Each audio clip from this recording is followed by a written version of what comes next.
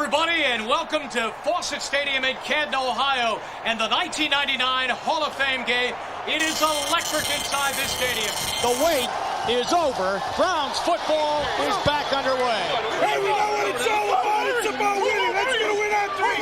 1, 2, 3. On an historic evening in August, in the birthplace of pro football, the Cleveland Browns were reborn after 3 painful years of exile.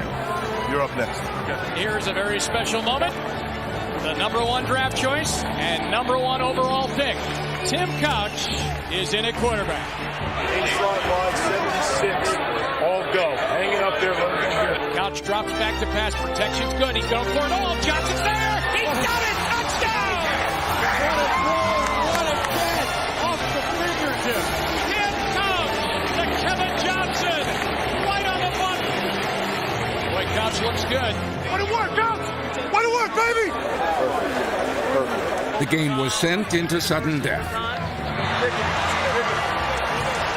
we're about to end this game right about here. Let's go ahead and end this game. Let's go home. Let's go and end this game, baby. Browns are calling on Phil Dawson to win it. Gardocki to hold. Snap is good. Ball is down. Kick is up. Kick is good. Browns win. Not too bad. And the crowd is up and roaring at Fawcett Stadium. Welcome back to the Cleveland Browns. Everybody hung in there together. You played as a team. You won as a team.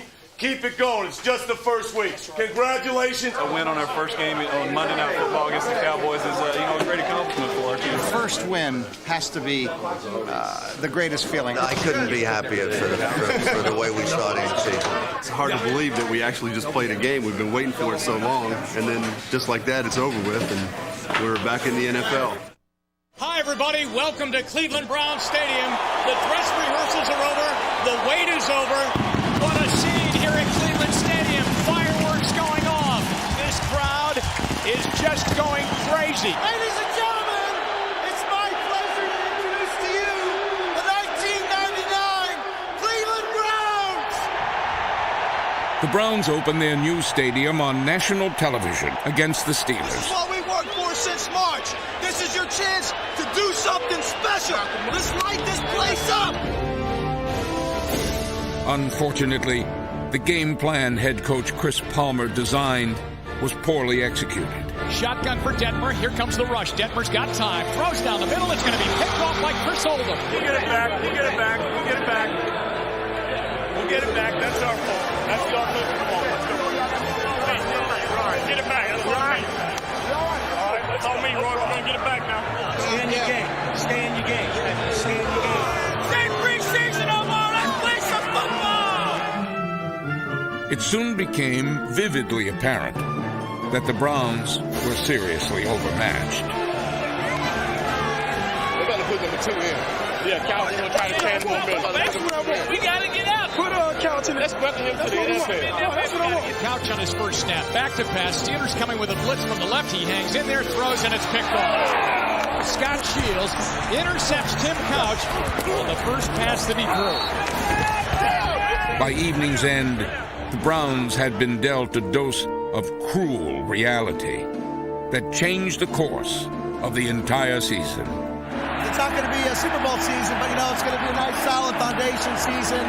And we'll get the ball rolling in a couple years. We're definitely going to improve. I think, we don't have anywhere to go but up, and I think, we just got to put this game behind us, move on. It's a long season, and I think we can still accomplish the things that we want to get done this year. We just got to put this one behind us and move on. In the season's second week, the Browns traveled to Tennessee with a new agenda, a shifting of gears toward the future. In a gutsy decision, Chris Palmer injected his lineup with youth at several positions. The biggest change came at quarterback, where the Tim Couch era officially began. Unfortunately, it started on a sour note. Ball is out at the 6-yard line. Couch having trouble. He's in the end zone. He gets sacked. It's a safety. They came with the corner blitz. Samari Roll got in there off the corner, and they were all jumping at Couch's face, and all he could do was go down in the end zone, and it's 2-0 Titans. But Palmer's faith in his rookie quarterback was quickly validated. Play action fake to Kirby. It was a pretty good one. He's going to shoot it long, looking for Johnson in the end zone. He's there, and he's got it! What a catch by Kevin Johnson! Couch threw that ball about 45 yards, and the only guy that could catch it was Kevin Johnson. This Kevin Johnson's got some soft hands. KJ's Velcro catch of a perfect pass were signs of progress and made the Titan loss somewhat easier to take. When you start up a team, what you don't want to do is go out and lose a succession of games by 20, 30 points, because it really is a drag on the team. They lose their confidence, their self-esteem. They want to win games, but almost as important, they want to stay in the games, be competitive so they can build something down the road. It's Cleveland Brown time, not the old Browns, the new Browns. 0-2, both teams. One an ex-Brown team, one a Brown team now. Somebody got to win. The next week against Baltimore, Couch again suffered from a slow start. Stepped up in the pocket, got sacked again. He fumbled inside the 5, and the Ravens have it. The Ravens quickly capitalized on Couch's fumble. Pulls it around, does Case to the right. He can float in. Touchdown as he pump fakes and goes in. And then the Browns get hit for a penalty as they smacked him in the face. They've actually not scored. I mean, I don't count that as a touchdown down there. The drive starts on the 1. Go, D, let's go! For the first time in the new season, Cleveland's defense produced turnovers with a trio of interceptions. Way to dig down, baby! Way to dig down! In still another sign of improvement, the defense held the Ravens to just a pair of touchdowns. Throws, it's going to be picked off by Lenoy Jones of the Browns. Inside the Ravens 20 to the 18, then he fumbled the ball, and the Ravens may have recovered it.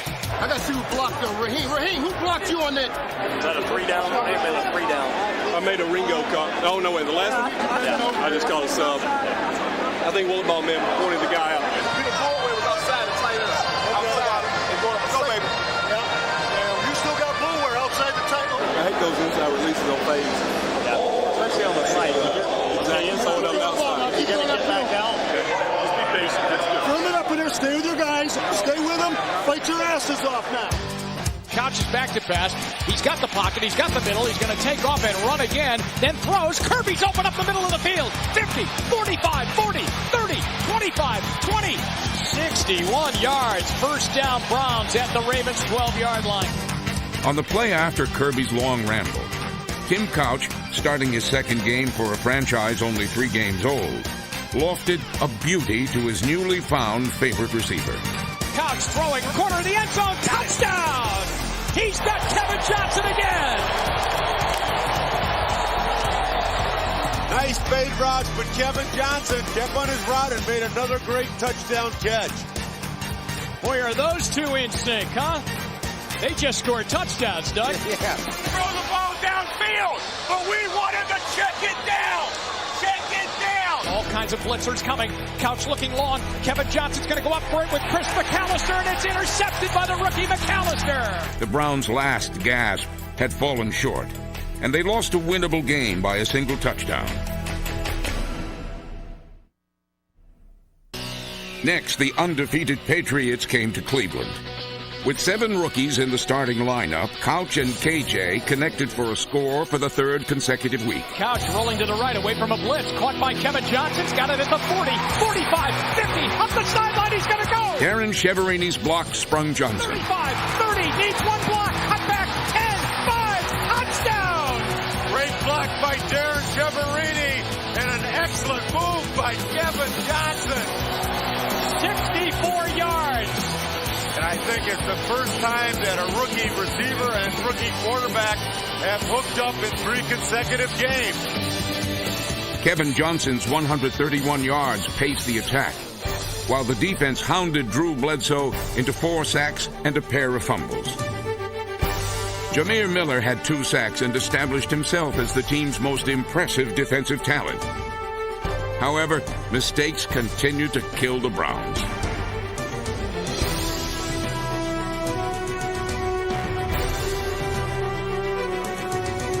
In the 4th quarter, a questionable holding call nullified a lengthy interception return by Marquez Pope. Coach is kept off by Marquez Pope. 30, 25, 20, defensive holding against the Browns. Against the Browns, wipe out the touchdown. Cleveland played its best game, but suffered its fourth defeat. But the toughest loss came the next week against the Bengals.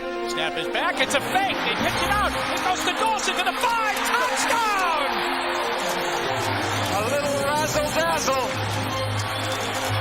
How about that? Gardocki out of the hole. Options it out to Dawson. Takes it to the left. Got hit at the 1, but he smelled pay dirt. Phil Dawson scored the first rushing touchdown of the season.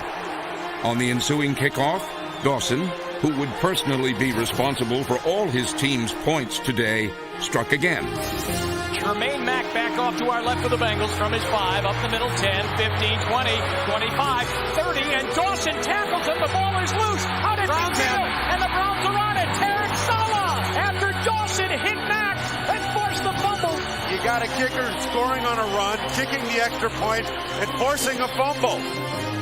Special team heroics had given the home team a 17-12 fourth quarter lead. But then, Akili Smith drove the Bengals downfield into scoring territory. Rookie linebacker Wally Rayner saved a touchdown. Now the defense had to hold one more time. 9 seconds to go here in the fourth quarter. Pickens and Scott go out wide, far side right. The lob play into the corner for Pickens. He's up. He's got it. Touchdown, Bengals. Carl Pickens just muscled his way on that little alley-oop from Smith. You knew this was going to go down to the wire, and you knew that the Browns needed some more points. This disheartening fifth straight defeat was quickly followed by many others. Looks end zone. Bruce, touchdown. Whoa, was he open. With an expansion team's narrow margin for error, the losses continued to pile up. The question now became, when would this team win? The answer came in the season's 8th week in New Orleans. The Superdome was the site for a head-to-head matchup between the two most heralded rookies in the league. Only one would prevail. Couch play action fake to Abdul-Jabbar. Steps up, looks right sideline, throwing corner of the end zone, and it is caught. Touchdown! Mark Edwards! What a great catch! Edwards, flying way out in space, went up to get that ball, and it was pretty darn good coverage. It's a 27-yard touchdown pass. Couch decisively won the duel, throwing for 3 touchdowns, while Williams fumbled the football 3 times. Loose ball, Browns say they have it. They do have it. And it is Cleveland ball. For the second time today, Ricky Williams spits out the football. Despite the fact Cleveland forced 5 turnovers, they trailed with only 21 seconds remaining. Here, Couch had the finest moment of his brief career, hitting the crucial sideline pass that stopped the clock. Still, with only 2 ticks left, the team needed a miracle. The call was 2:58 flood right tip. It allowed Couch to buy time by rolling right, then throwing the ball as far as he could. Heaves one down the near sideline to the right. Looking for Kevin Johnson. Ball is tipped. Johnson's got it! He's got it! He's got it! Touchdown, Browns! The Browns have won their first game! Unbelievable! Kevin Johnson made the catch out of deflection! Kevin Johnson was soon buried under an avalanche of delirious teammates. This implausible last-second win gave the Browns their first victory in 4 years, exactly 1,409 days ago. 2 weeks later, Couch found himself in a stadium where the Browns seldom win, and on the game's first series, whisked his team downfield for a touchdown. To the middle, got a man wide open. It's caught at the 5 and in. Touchdown, Kevin Johnson. Tim Couch to Johnson, and the Browns take the opening kickoff and go right smack down the field. Good protection on the opening drive. Caught the Steelers off guard. Hopefully it will take some of these terrible towels out of the crowd. The play of the day defensively was pulled off by John Theory. The snap coming, Stewart throws. John Theory intercepts the ball and falls down at the 20. Cordell Stewart threw it right to him. Set high in the back. It gave the Browns the ball on the Steeler 15. From the 5, Couch back to pass. He's throwing in the right flat. Edwards has it. Hits it the 2. At the 1. Pushes forward. Touchdown Browns. Well, nice read by Tim Couch. Nice piece of running by Mark Edwards. Despite Edwards' touchdown, the Browns trailed by 2 with 1:50 left in the game. The Steeler defense braced for what would be the Browns' best comeback of the season, with no timeouts and 80 yards away from the winning score. Here's Couch back to pass. He's going to shoot one down the middle, and Cheverini's got it. The 24-yard pass play, but now this place has gotten very quiet. The Browns have brought in their field goal team right now. 39-yard field goal attempt. 4 seconds, 3 seconds, ball placed down. The kick is up. The kick is down the middle. The kick good. The Browns have beaten the Steelers in Pittsburgh. Oh, my goodness. Unbelievable. The Cleveland Browns have won their second game of the year and have beaten the Steelers in Pittsburgh. It was the biggest upset in the 49-year history of this rivalry, and vividly underlined the growth of this team since its humiliating loss to Pittsburgh in the opener 2 months ago. The season's final 2 games provided hope for the home team. In Week 15, Jacksonville took a 10-point lead into the third quarter. Brunell's going to run it wide open, 10-5, leaps up into the air, and goes in for the touchdown. Behind a patchwork line, Tim Couch's 56th sack of the season was his last. The worst fears of Browns fans and front office had been realized. But Ty Detmer came in and led a 62-yard drive to a touchdown. Here's Detmer back to pass. Got a little help. Lobs left corner. Got a man open. Touchdown. Cheverini. Great throw by Ty Detmer. And an excellent job of a fade route by Cheverini. The Browns were competitive with a playoff-bound team, but Jacksonville pulled away in the fourth quarter to win. With his sprained ankle sidelining Tim Couch, Ty Detmer started the finale against the Colts. Detmer back to pass again. Got a lot of time. He's going to throw for Cheverini. He's got it. This second straight closely fought game against the playoff team verified the Browns' progress. Ty Detmer ended the season as he began it, as the starting quarterback. But this time, he guided his team to its best performance. Detmer back to pass. Steps up. Rolls out to the left. He's got running room to the 10, to the 5. Touchdown! And Ty Detmer throws the ball into the end zone. His arm not quite strong enough to reach the upper deck. For the first time all year, the new stadium rocked like the old. But the Colts, with only 6 seconds showing, escaped with a win. Snap is back. Ball is down. The kick is up and right down the middle, and the kick is good. And the Indianapolis Colts, with 4 seconds left to go, they have grabbed a 29-28 lead over the Cleveland Browns.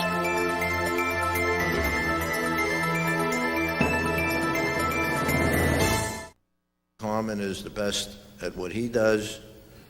I know Carmen believes, and I do too, that Dwight Clark is the best at what he does. And hopefully we will get as close as we can to that caliber throughout the organization. Let's go, everybody hitting and running, let's go. Got to know the plays. You can't just ask your coach and not know what the play is in the huddle. Take pride in what you're doing, let's go. It's in your hands now. I've done all I can do. You got to make the plays. The truth was, the expansion Browns did not make many plays.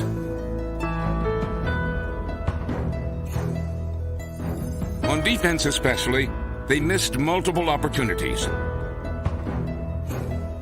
Their 20 turnovers ranked next to last in the league.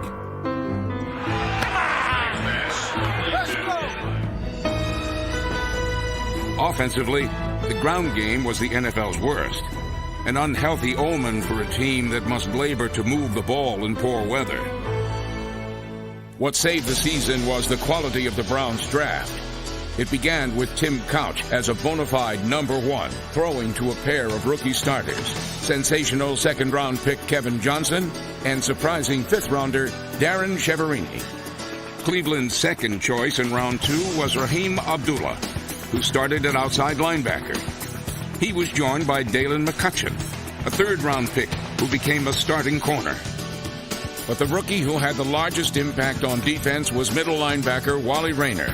The Warrior from Virginia was thrust into the spotlight when team leader and Ohio icon Chris Spielman was injured. When they lost Spielman, they lost a leader, a great linebacker. They lost a lot there when he decided to retire. My homeboy, 29, I was with him yesterday. He said that you ain't nothing. That's what he told me. He said you ain't nothing. He told me you soft. From the outset, the rookie brought Spielman-like intensity to the team, plus the ability to plug the middle and make tackles in the open field. Rayner, the Browns' leading tackler, was the find of the season for Cleveland. Rayner is only 23, and Raheem Abdullah, the other rookie linebacker, is 24. Tall and lean, he had his moments, but must get stronger and more aggressive to retain starting status. The team's lone veteran starting linebacker, Jameer Miller, is only 27. That's called a waterfall, baby. That's what's about to occur today. A windfall, more so, I should say. We're going to windfall all over the head. Number 95 is imposing, like a lineman, but he has the speed of a safety. Jameer is the defense's best athlete and most lethal tackler. Chris Palmer personally picked him to fill the leadership vacuum left by Chris Spielman. Cleveland's D-line was led by number 73, 320-pound Darius Holland, who was re-signed after stepping in for Jerry Ball at tackle and becoming an active force against the run. Holland is now considered a core player for the future, along with Derek Alexander, who started all 16 games. Behind these veterans are a group of youngsters, including number 91, Marcus Spriggs, who is the biggest lineman on the roster. Number 93, versatile Stalin Colonnay, and number 98, Arnold Miller, who has potential as a pass rusher. All these youngsters could help the Browns next year. Last season, the defense had one obvious weakness. Get inside! Get inside! In an all-out effort to correct their non-existent pass rush, the front office jumped into free agency big time. First, they signed number 71, Orpheus Roy from the Steelers. Then added number 95, Keith McKenzie from Green Bay. In Roy, Cleveland not only robbed a division rival, they obtained an ascending player who will blossom in the Browns' 4-3. For Roy has great quickness off the ball and the speed to close on the quarterback.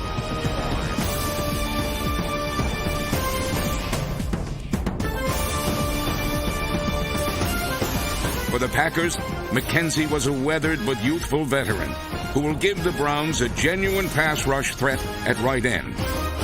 One of Cleveland's earliest targets in free agency, number 95 is the type of player who is always around the football. Newly minted free agents Keith McKenzie and Orpheus Roy comprise a completely new set of defensive ends for the Browns to take into the year 2000. Carmen has always been an aggressive executive. He likes to go out and bring in talent. Now, having said that, we know we're dealing with a salary cap situation here which restricts. We're dealing with some sharpies around the league. They've got to hit home runs almost every time they bring in a new player. They can't afford to miss on too many draft choices, too many free agents. With the first choice in the NFL Draft 2000, the Cleveland Browns select Courtney Brown, defensive end, Penn State. In this year's draft, Cleveland selected the best defensive player in college football. Heralded Courtney Brown joins Tim Couch to give the team a double-barreled foundation for the future. A pair of glittering number ones. Playing for the Nittany Lions, Courtney Brown brought great quality of character, as well as superb athletic ability. His is a rare combination of power and speed. Caught from behind and sacked by Courtney Brown. Murdered at the 2-yard line by Courtney Brown. He led the charge. Brown made life miserable for opposing quarterbacks, including one from Kentucky named Couch. Cleveland scouts were impressed with his dedication and work ethic.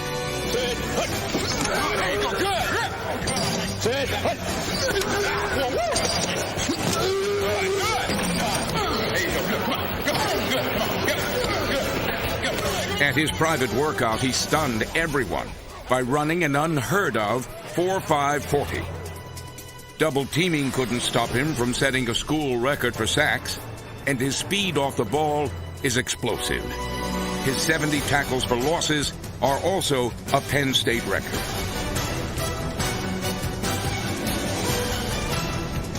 Courtney's cat-quick elasticity is aided by an 86-inch wingspan that reminds many of Bruce Smith. But there's no one else like him, according to Joe Paterno, who considers him to be the greatest defensive player in Penn State history.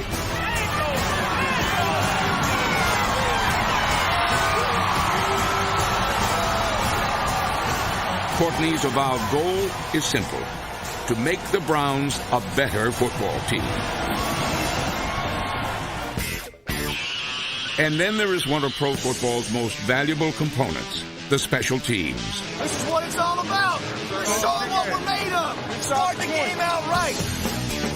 The Browns' special teams consisted of the following key players: Raymond Jackson, Tarek Saleh, Marquis Smith, Earl Little, Kendall Ogle, Zola Davis, and Ronnie Powell.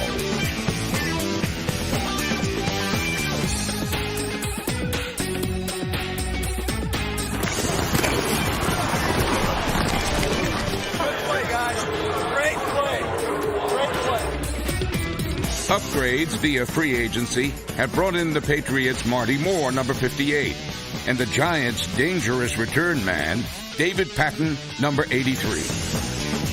Cuts far to his right to the 20, cuts it back to the 25-30, breaks left, now to the 40, to midfield. David Patton is going to go, folks. He's got the speed, 90 yards, no flag, touchdown Giants.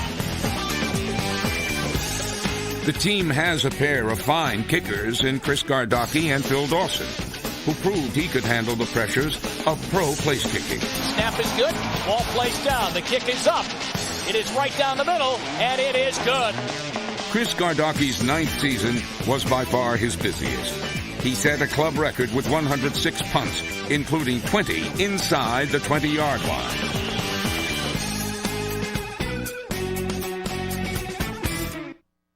I am very comfortable with the quality of the decision. I think that Carmen and Dwight and Coach Palmer exhausted every kind of research imaginable.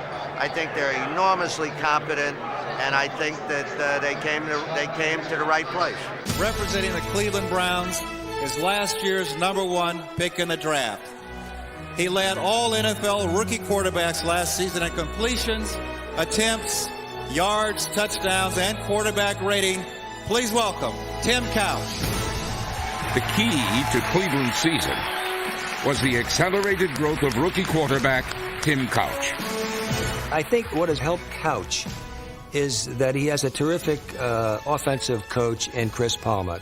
I hate to use this word genius, but he is an offensive genius, and he knows quarterbacks. Chris will be a very, very big plus for Tim Couch. I'm getting nervous for a game. In his first game, a calm Couch proved he belonged in the pros. Tim's had a great night. Showing great composure for a young guy. You can see him, not only is he throwing the ball nice and made some good touch throws. How long will it be before you be a Pro Bowl?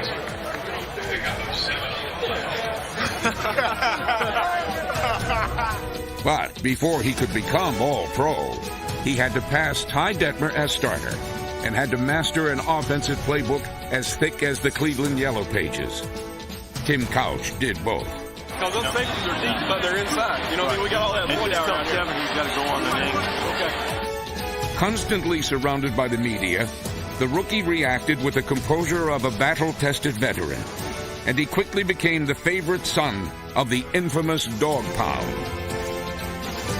But if Tim Couch proved one thing in 1999, He proved he was both fiercely competitive and amazingly tough. His guts and fire were an inspiration to his teammates, and he was not afraid to get into an opponent's face. I tell you what, that kid is one competitor.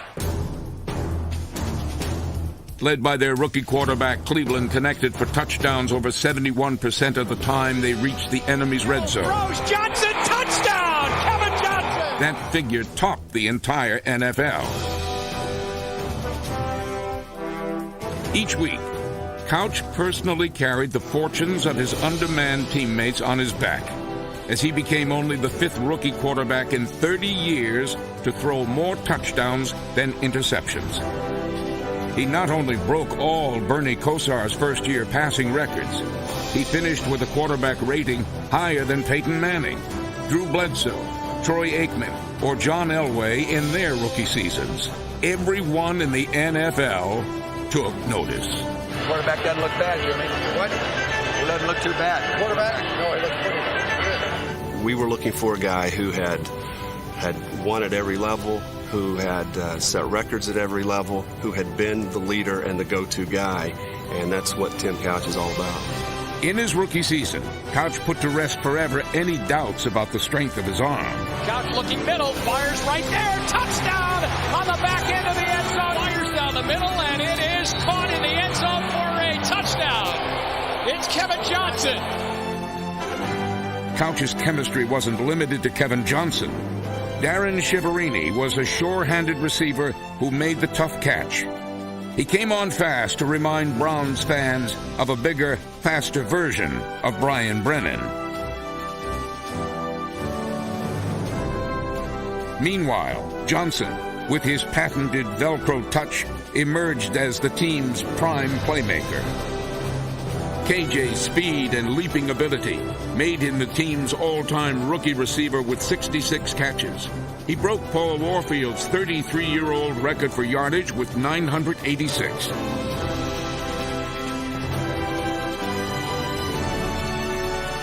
In 1999, rookie Kevin Johnson joined the Browns' rich tradition of fine receivers. Couch going left corner of the end zone, wide open, Kevin Johnson, touchdown! Oh, was he open? For the young passing partnership of Kevin Johnson and Tim Couch, it appears the sky's the limit. And there's more offensive help on the way. From Southwest Texas State, the Browns drafted quarterback Spurgeon Wynn, who had the strongest arm at the NFL Combine.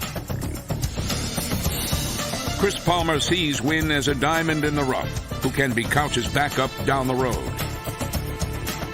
Much-needed help at tight end could come from Michigan's Aaron Shea, number 36, who could vie with former Wolverine teammate Mark Campbell for playing time at a position of much concern. Another tight end candidate is good-looking Texas Tech free agent Kyle Alamont, number 84, who has the size and blocking skills to excel at the position. Perhaps the biggest surprise of the entire Browns draft was wide receiver Juwan Dawson, number 20. Dawson piqued the interest of Brown scouts by catching a whopping 96 passes for Tulane last year. Dawson had an unusually productive collegiate career, catching 234 receptions for 31 touchdowns, second best in the annals of Tulane. Many of those passes came from star quarterback Sean King, now of the Buccaneers. Juwan has the size, body control, and sure hands of a possession receiver, but also natural fluidity and surprising speed. But the plum of the draft may be in the second round. In the same spot the team picked former quarterback Kevin Johnson last season, they chose former Arizona defensive back Dennis Northcutt, number 33.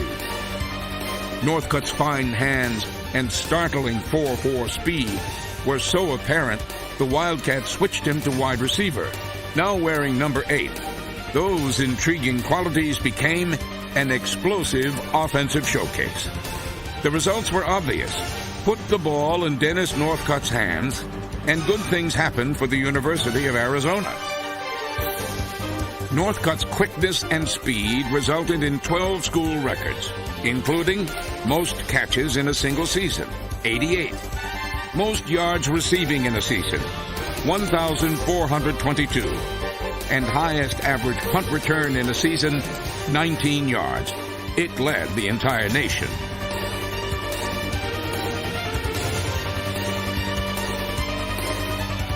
If speed was a priority at receiver and returner, and it clearly was, Dennis Northcutt spectacularly gives the Browns greased lightning at those positions.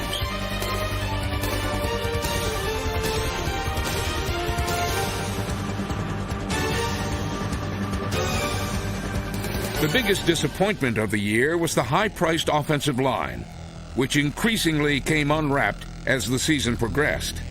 The result? Tim Couch was a marked man and the most sacked quarterback in the league. Here comes the blitz. Oh, he got buried.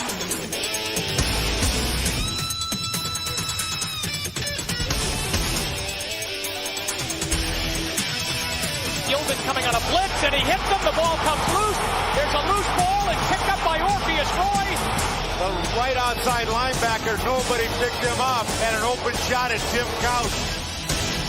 The core members of a reconstructed line were number 64 center Dave Wallabaugh, a free agent signed from the Patriots. The top pick in the expansion draft, number 71 guard Jim Pine, the only member to start all 16 games, and mammoth right tackle Orlando Brown, who hopefully will rebound from his serious eye injury. Roman Oben was signed off the roster of the New York Giants to fill Cleveland's huge hole at left tackle.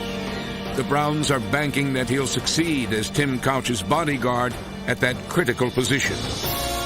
Everett Lindsay, number 61, deserted the Ravens and could start at guard. From the draft comes number 76, Brad Bedell, a 300-pound guard from Colorado. Number 72, Euclid High graduate Steve Zahersky, gives the team needed versatility and insurance in case Orlando Brown is unable to play. Here's Couch giving right side. Kirby blows through and in for the touchdown. Then there was a big hole for Terry Kirby.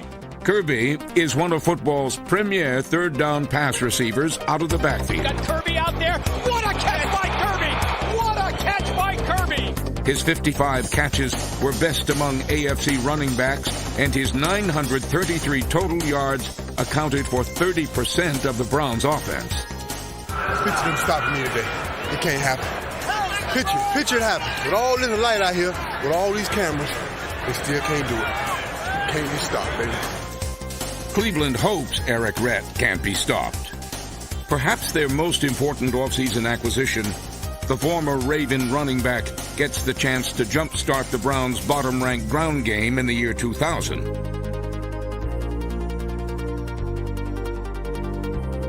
Chris Palmer loves his ability to protect the ball.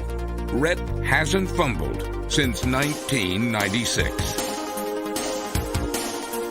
With his up-the-gut running and superior pass-catching skills, Rett should be an outstanding complement to Tim Couch. Last year, he impressed the Browns by ripping their defense for 230 yards in 2 games. A handoff to Eric Rett. Big hole. 50, 45, 40. He may go. Corey Fuller's trying to bring him down inside the 5. Rett goes in. Touchdown. Eric Rett runs 53 yards for a touchdown. Fullback! The fullback position is well manned with Mark Edwards. In his 3rd season, the former Golden Domer is considered to be one of the best blocking backs in the NFL. He does it so well, he doesn't often get to carry the ball himself. But when he does get the chance, number 44 makes the most out of it.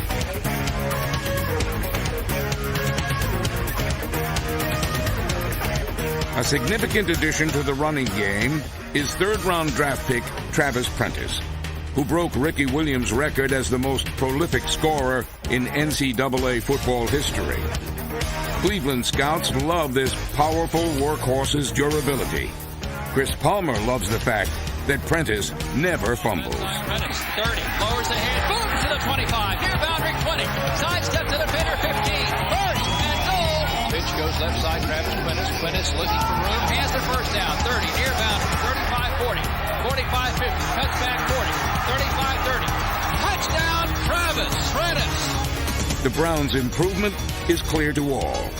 There's no Grahams, there's no Motleys there. But I think some players will join the Browns figuring they're going to come and get in on something that's going to grow and get better and better. Just get ready to rumble.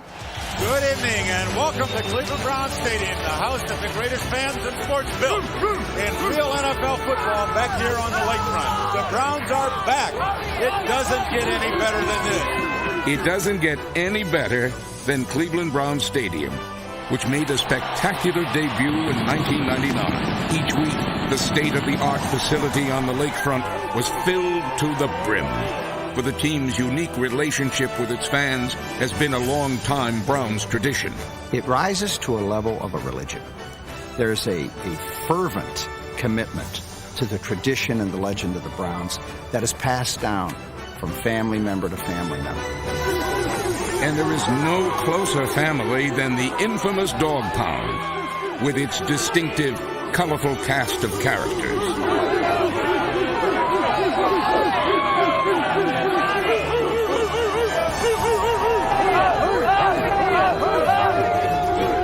Fan awareness on the part of the front office is so acute, it led to their popular mid-season decision to reverse an early rule disallowing signs in the new stadium.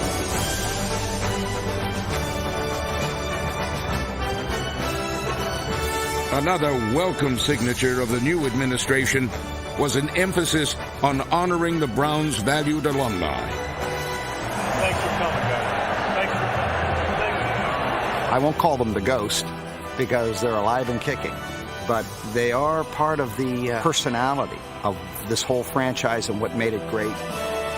You bring them in and you make them part of what you're doing and how you're doing it.